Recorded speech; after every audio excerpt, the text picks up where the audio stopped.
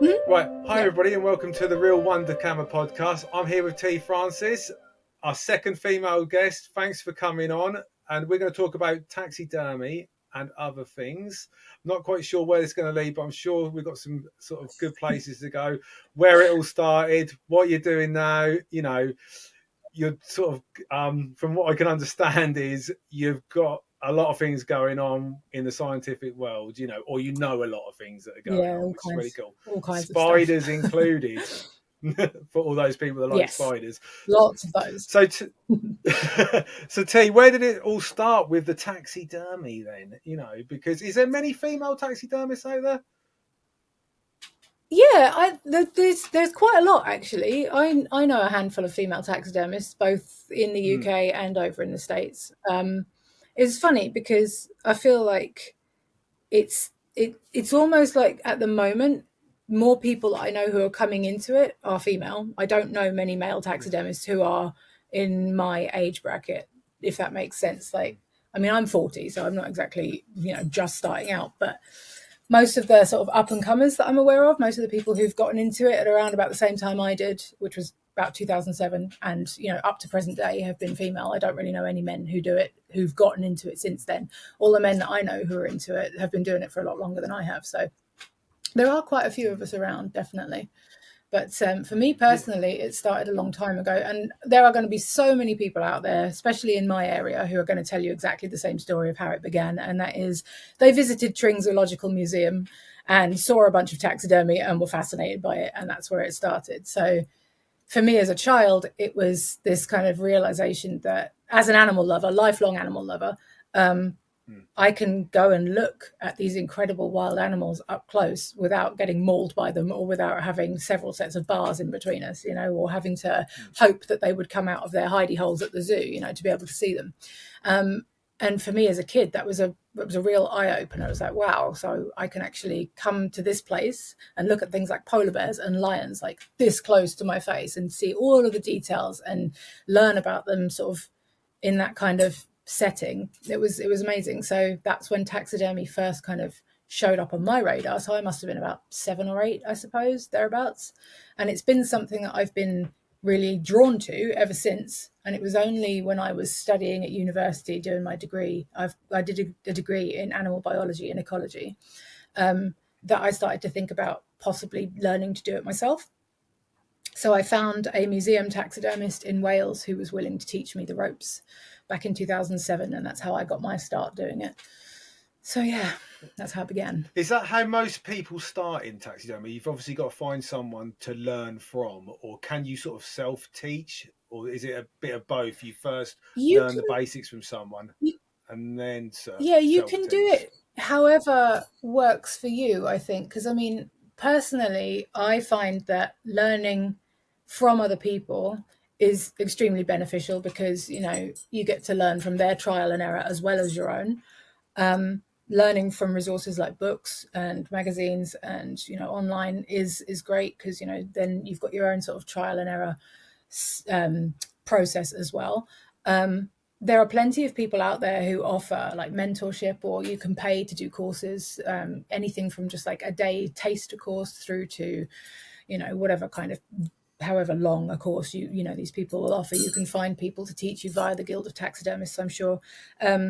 But I would say that the majority of what I've done in the time since learning back in 2007 to about a year and a half ago, when I kind of got pulled back into it, was learning by myself, just sort of self-taught stuff using all kinds of resources. I collect all kinds of books, so anytime I've come across taxidermy books, I've picked them up. So I've got some that are pretty old, I've got some that are more recent, but they give me a pretty well-rounded kind of overview of like basic techniques that I can then build on myself.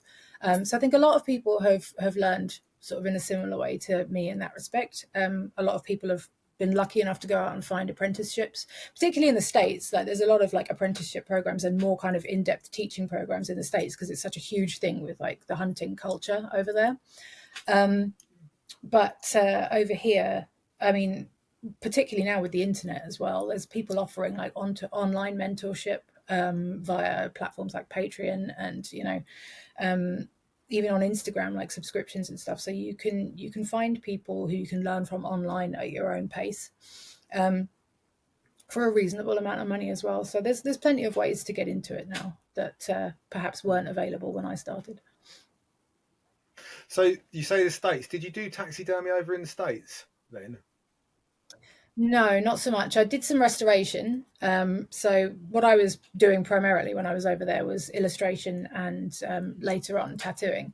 So I did my tattoo apprenticeship while I was out there and worked as a tattoo artist for the last sort of year of my time over there. I did a lot of weird stuff in the States. A lot of very strange things. We want to hear about this weird stuff for sure. It's another thing as well. Yeah, I've noticed this. I've noticed this a lot, is that tattooing and taxidermy go hand in hand.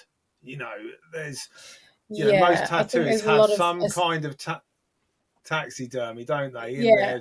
I think there's like an aesthetic kind of common ground there. It's like you see a lot of tattoo shops are filled with antiques and taxidermy and kind of a lot of religious imagery and all that kind of stuff. Like all of these things, they kind of go hand in hand, like you say. So yeah, it's not uncommon as a taxidermist to be providing things that end up in tattoo shops, on tattoo artist radar. So there's definitely a crossover there for whatever reason. Is it because people have to sit in the chair for so long and they need something visual to sort of look about and stimulate them? I've got no tattoos, T. Yeah, I've got no tattoos, T. So I don't know what goes on in tattoo places, But I've always known that there's a big sort of people, tattooists have bought loads of my items before. Do you get what I'm saying? Like they seem to go hand in hand. Like the more oddities, basically.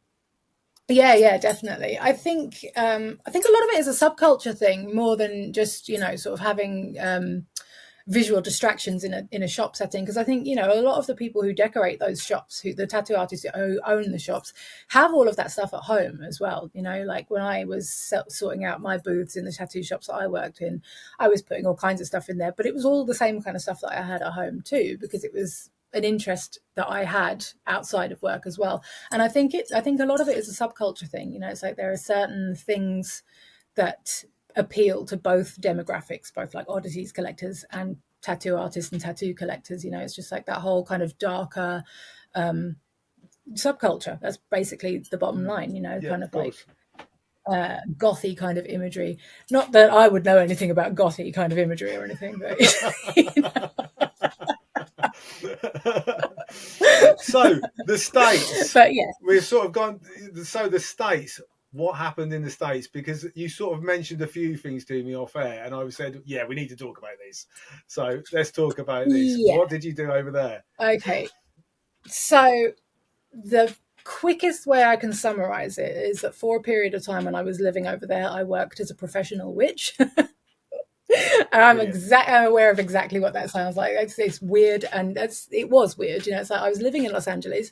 There are a lot of very loud characters in Los Angeles, a lot of people doing some very interesting things, and a lot of people who throw money at problems that shouldn't be having money thrown at them. They should be having like therapy thrown at them, I would say. But they want to hire people to come in and do tarot readings for them or cleanse their homes of whatever negative energy or entities they think are in there. It's like I've always kind of occupied this weird like intersection between sort of the occult and the metaphysical and science. Like I'm a scientist. Like science is the bottom line of most things I've done in my life. So when I've spoken to clients who've wanted readings and things, I've said to them, like, my approach to this is not so much metaphysical as it is psychological. Like, this is psychology. So I'm gonna go through a reading with you. I'm gonna do a tarot reading for you, whatever. But what we are essentially doing is a psychological exercise. I'm not calling on any spirit guides. I'm not calling on the ghost of your grandmother. Like, this is your subconscious that we're talking with here, And I think they appreciate a sort of slightly different take on it, because there are a lot of very airy fairy types out there who are like, oh, I'm getting this message from the other side, and it was never about that for me. So so it was a very strange one, and I think as this is going to sound terrible, it's going to sound really like shallow, but I think a lot of people over there were drawn to me and what I was doing purely because of my accent. They love a British accent over there. They're like, "Oh my god, we've got a British witch who's gonna who's gonna tell me what my cards have got in He's store going for to me." And it's like, sage me up. Oh yeah, yeah, and all this. yeah, Yeah. yeah, No, basically, well, yeah. yeah. And No, that's I mean, incredible. I So was what would always be very, very transparent about it and very right? candid about it. It's like, what I'm doing is, if I'm coming in to cleanse your space of negativity or whatever, again, this is a psychological thing. What we're doing is we are sort of making sort of a mindful kind of attempt and effort to change the atmosphere in this building, not by booting out ghosts, but by just kind of realigning how we view the surroundings around us. It's like, if you go in and do a spring clean, you're going to feel much better if you go in and do a spring clean, like dust everything off and get rid of things that don't serve you anymore. It's essentially a psychological sort of parallel to that. It's like, I'm going to come in and I'm going to sage this place. We're going to throw all the windows open. We're going to make the place smell really nice. I'm going to say, right, okay, kick out all of the negative vibes, whatever, but it's in your mind. Like, I'm not Yeah. exercising any spirits here. Like, this is just psychological adjustment, so But obviously they takes a bit believed of the you, glamour and away then from it, they. maybe.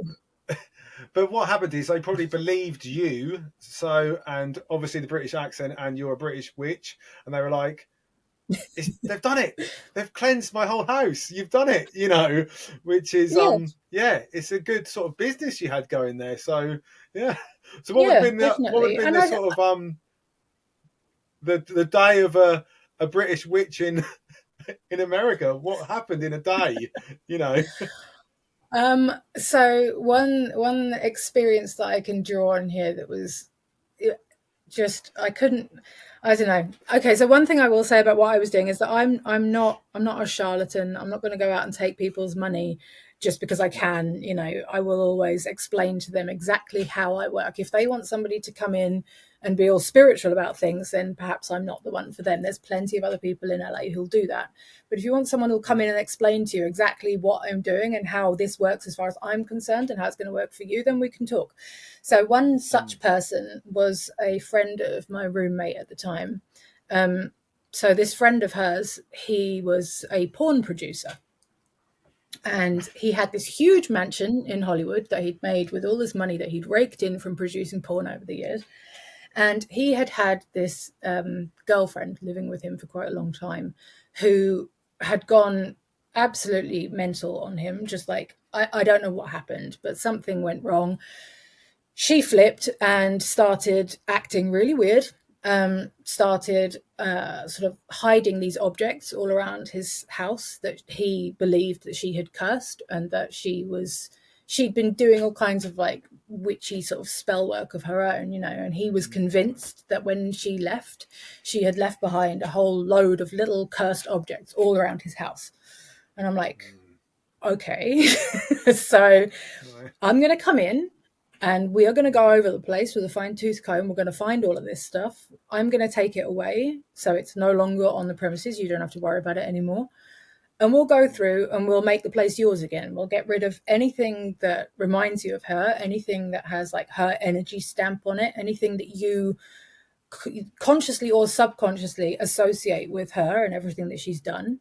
And we're going to get rid of it. And, I'll take it away and I'll do what I need to do. And, I'll burn some incense. Like, I'll make a custom blend of incense that I think is going to help with, whatever it is that you're dealing with, all this kind of stuff. And so I spent maybe, I don't know, an hour, 2 hours in his house with him. And he handed me $400 and was like, thank you so much. You've made such a huge difference. Please, if you can come back and do this like every week, that'd be great. I'm like, you're going to pay me $400 a week to come in here and burn some incense and take away a few shells? This is insane. Like, I can't accept that, because like that to me doesn't feel you'd already done it, particularly sort of, great. Like, it feels like, I mean, I know it's porn money, so there's a lot of porn money. Like, there's a lot of porn money there. So it's like, he doesn't care what he's spending on. But for me personally, like, I felt weird about taking that amount of money to do something so sort of, I was like, you don't need this done every week. I can come in and do this for you now, And if in a month from now you still feel like there's some bad juju in there, then I'll come in and we'll do something else. But like, yeah, yeah. It's crazy, isn't it? so Like, yeah, yeah, yeah. that's insane that there's It's people another out there. world over there. Yeah, but I mean, I'm totally agree with like having your house saged and things like that. I mean, it's only good. It's just smells nice. Sort of, if you Yeah. think that's believe in it, you know, then you're going to carry on Yeah, I mean, believing in there it as is well, some aren't you? scientific sort of evidence to suggest that there is something to it, like saging Mm, your house and using certain herbs and certain resins and things. There is a certain amount of scientific backing to suggest that, you know, it does kind of, I don't know if it's on an ionic level or what, but it does something yeah. that, Mm. whether it triggers a sort of different kind of way of kind of Feeling in your, feeling about yeah, your environment or whatever, whether it relaxes you, like through, like, I mean, we know things like lavender oil, for example, are really good for relaxing you and helping you get a good night's sleep. You know, a lot of people use yeah, lavender, like essential oil, on their pillow to help them go to sleep. There's all kinds of benefits to various different herbs and resins and things. So like there is something to it for sure. But I think, you know, it's one of those things that a lot of people used to take and run with as just some weird form of escapism. It's like, I'm just going to throw money at like somebody who can just make incense and say some words and all my problems are going to go away, or pull some cards and all my problems are going to go away. It's like, it doesn't work like that. But yeah. So a while back, I had a crystal ball, and you said that you could use a crystal ball. How do you use a crystal ball? Yeah, I've got one over there on the shelf. Right. So in like the kind of metaphysical sort of witchy kind of world, um, they're used in various different ways, but it's used as a form of divination, so fortune telling, if you will. The term Yeah. for it is scrying. So basically, it's like a Yeah. Scribe. meditative state. You can stare into a crystal ball or a mirror or a pool of water or some Hey, sort of hang on a reflective minute. surface and get yourself into. Are you ready? Oh, Are you you're ready right. for this, T? Hang on a minute. Just over here, Go on, show me. I've got something. I've got something cool to show you. Excellent. Ooh, that's So that's a beautiful. sorcerer's I've been mirror. looking for one of those for years. Did you see it? Oh my god, I was looking at one on eBay recently. It was like convex glass with all of the little Yeah, yeah. So it's a I can't sorcerer. remember So what it's the. a scrying mirror. So the same sort of thing as Yeah, a crystal ball, you know, and they were used yeah, obviously Victorian times for like scrying, yeah, you know, which is yeah, so. yeah. How do you scry? But how do you scry? What do you do? You know. It's some people are just naturally really good at it. I'm not one of those Mm, people. It's something that for me requires a lot of conscious effort to sort of quieten my mind. It's like, it's basically meditating for me. So mm, I have ADHD, so I can't focus on shit. Like, I'm all over the place. If I'm not medicated, I'm like a squirrel on crack. I can't focus on any one thing for more than a couple of seconds. So I find that doing things like scrying is really difficult because the slightest mm, little thing and I'm off thinking about something else. But mm. on the same sort of, by the same token, it's also a very useful thing for me to try and do, because it kind of, it's a way of me sort of consciously attempting to just focus my mind on one thing and clear all of the rest of the thoughts out of my head, you know. Yeah, um it's not something that yeah. I've done a whole lot of It's sort of like personally, just meditating, isn't it? because. And sort of Sorry, manifesting. there's a delay on Yeah, this. it's sort of like meditating, isn't it? Do you know what I'm saying? And Yeah, manifesting your future. If you focus on something, you sort of see your yeah, future in your mind. Basically, you don't see it in the mirror, but you've just yeah, got something to focus on. yeah, Yeah, it's very yeah. yeah, it's I mad think how for me, like, the times that I've done it, when I've had the most sort of luck with it, um, it's been a case of just trying to clear my mind and get into that kind of meditative state, but having this physical object to focus on.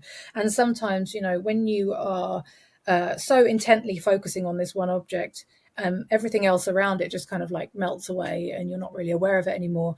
And so certain shapes and certain shadows and things that you see reflected back at you within that ball, whether it's, you know, a distorted version of your own face or like the room surrounding you, whatever, it starts sort of conjuring these images. And it's the same sort of thing as I was talking about with like the tarot readings, where it's kind of like a psychological thing. Your subconscious will attach meanings to the images that you see, whether it's in the cards or whether it's in a crystal ball or any of these things.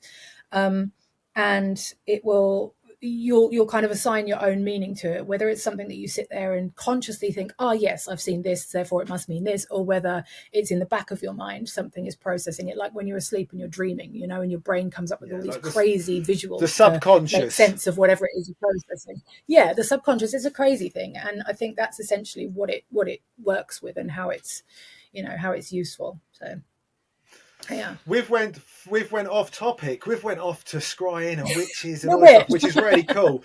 But let's get back to the taxidermy, shall we? Yeah. So your taxidermy, I see it now that you've got to a stage where it's art. It's gone from just stuff, and I think that's why a lot of female taxidermies are now coming through and so good, because they're beginning to be able to express themselves more with taxidermy, Yeah. and make it into more of an art. Would you say that's right?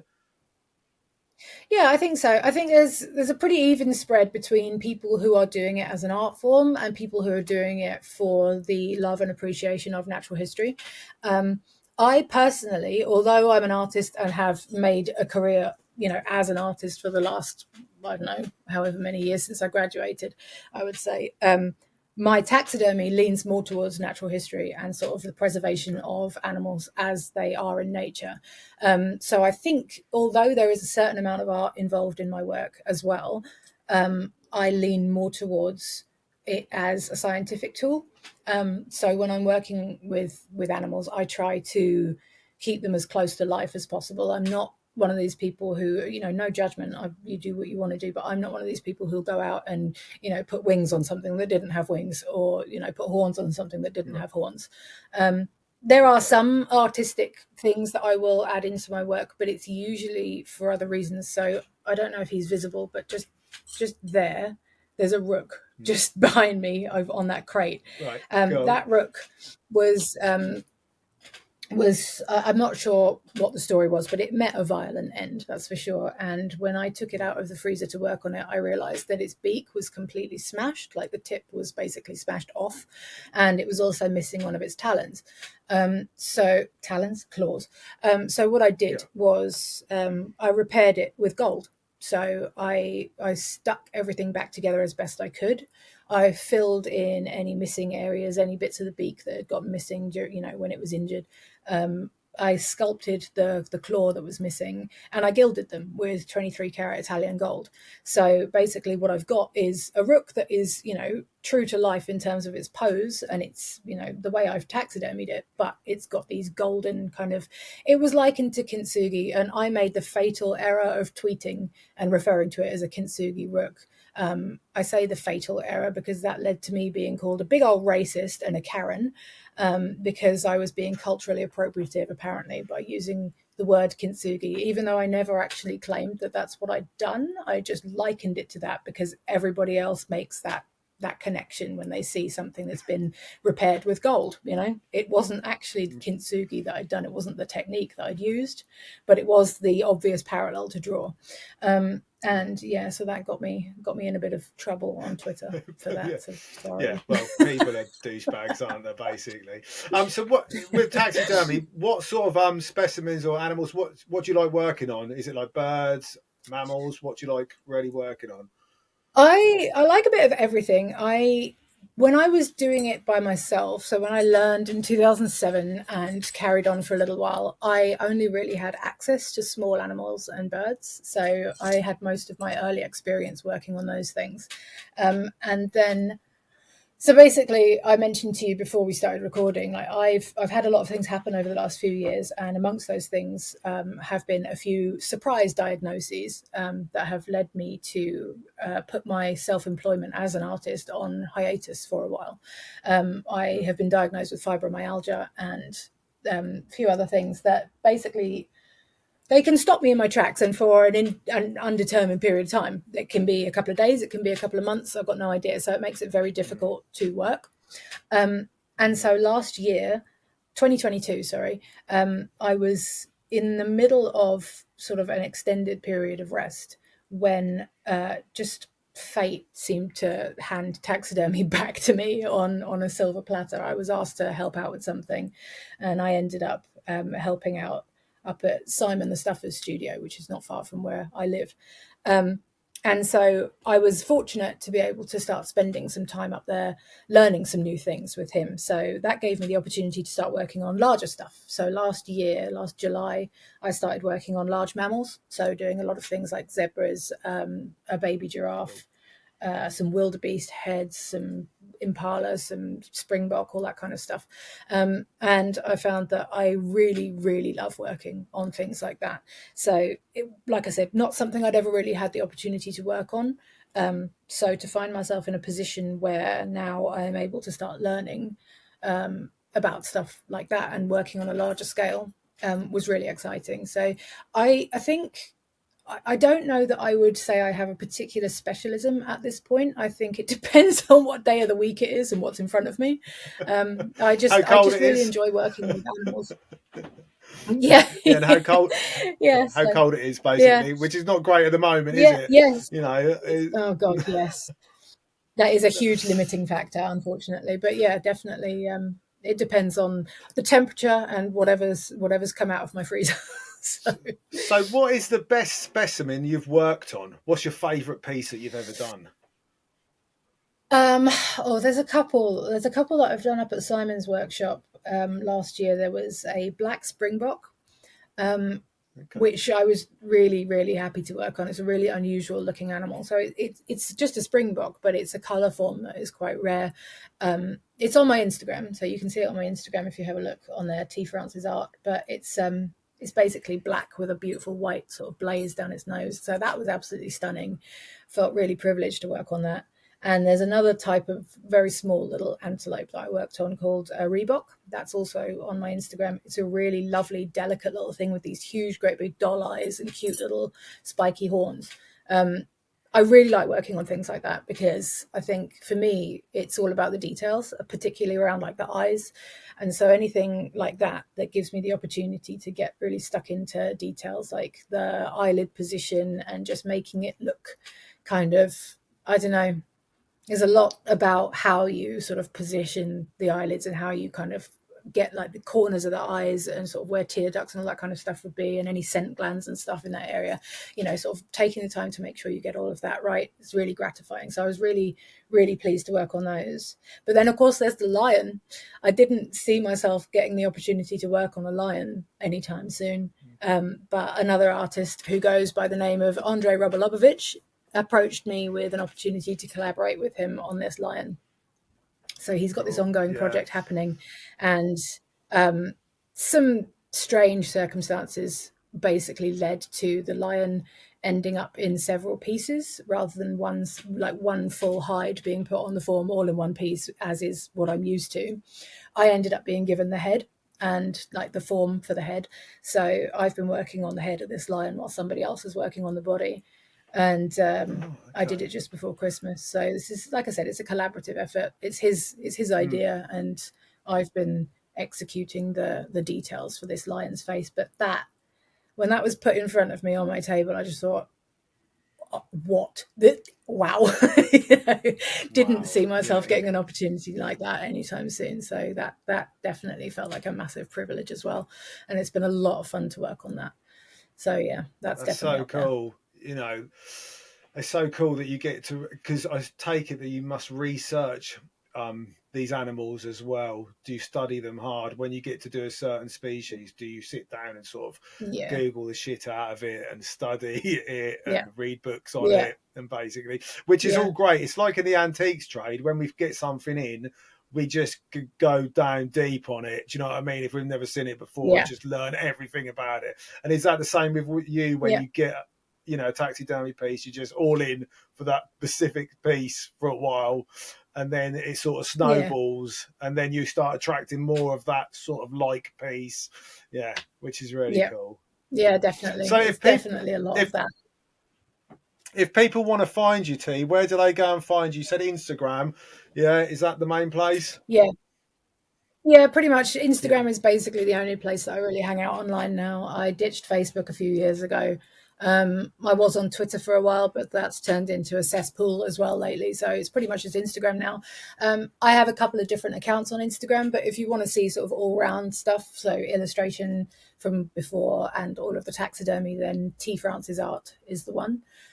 If you want to see plant stuff, because as you can probably tell, I have a few plants knocking about the place too, then T's Jungle is another one. But fair warning, I post plants on my feed, but my stories are absolutely unhinged. It's chaos and cars.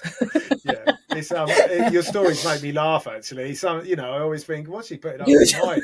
And it'll be like 20 stories all of different things, but it's brilliant, and I've laughed a lot, so thank you. Good, I'm glad. And also, we haven't really gone on to this, but you're an expert in spiders, or have I said that wrong? Am I meant to call them arachnids or something like that? Have I done this wrong? No, I'm an arachnologist of sorts. So Right. like I said, I've done a lot of things over the years. And the spiders are another like lifelong interest. They're something that I've always been very, very passionate about. On the other side of this room, I can't show you, unfortunately, but on the other side of this room, there's a bookcase that mirrors this one. And where this one's covered in plants, that one's covered in spiders. So there's a lot of spiders in here. I did have a whole room full of them up until a couple of years ago. My spider room had about 2,000 spiders in it, and I was breeding them and studying them. And I've been involved in a lot of arachnid taxonomy stuff, like behavioral ecology and taxonomy, mostly neotropical spiders via a lab that's based in Vancouver, the University of British Columbia. I have a friend out there who is a PhD candidate at one of the labs there. She got me in because she knew that I was quite knowledgeable about these things to help out with some data processing. I was supposed to be joining them on one of their field expeditions to Ecuador in 2021. That got pushed to 2022 because of the pandemic, I believe it was then. But I wasn't able to go, unfortunately, because that was around about the time that I was diagnosed with fibro. And I started having quite a lot of problems with my health. So everything basically got shelved around that time. I was really upset. I wasn't going to be able to go out to Ecuador, but I'm hoping at some point in the future, if I can get my health stuff under control, that I'll be able to do it then. But yeah, spiders are definitely a big passion of mine. And forget Ecuador, it's quite, come to Redgrave. Yeah, come to Redgrave Fen and come and see these raft spiders. Forget I would Ecuador. very, very much like to do that. They're right by I me. would Have you ever very seen a much like raft to do that. spider? No, I've never seen. I've kept the American counterparts, so other Dolomides species. They're known as fishing spiders as well. Right. But I've never seen our native, so I would really like an opportunity. So I've never seen one. I've been there about 10 times and I've never seen one. So, but they're there. No, I would love to. Maybe I'll come and visit and we can go and look, and I'll show you where to find them. Yeah, that would be amazing in the summer, obviously. T, we've got to that time. I could talk to you for ages, but we sort of limit the Wunderkammer podcast to 30 minutes. But please, I'd love to have you back on again. Maybe we can have a look at some of your taxidermy at some point. If you want to go and see what T does, please go and check out her stuff. You'll probably get a glimpse of that line at some point. It's incredible. I've seen it flash up on your stories. It's mega. I also saw an incredible zebra that you've done. I think that was quite a while back, though. It just looks. Yeah, I've done a few. I've done more zebras than anything else at this point. Right. Okay. Yeah, it's super good. You do some amazing work, and thank you for coming on the podcast. And we definitely would love to talk to you again if you will come on. Yeah, I would be more than happy to come back. Thank you very much for having me.